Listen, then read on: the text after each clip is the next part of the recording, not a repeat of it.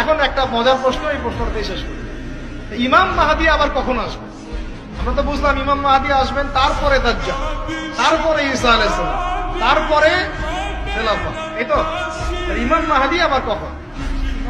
আমাদের বুয়েটের মাহদী বের হয়, পাঞ্জাব থেকে মাহদী বের হয়, হ্যাঁ, বাংলাদেশের ওই কোনায় মাহদী বের হয়, সৌদি আরব থেকে ওই কোনা থেকে মাহদী বের হয় না? খুব ভালো করে মনে রাখবেন, যতক্ষণ এই বিশ্বে একটা মালহামা না হচ্ছে মাহদী আসছেন না। কথা ক্লিয়ার?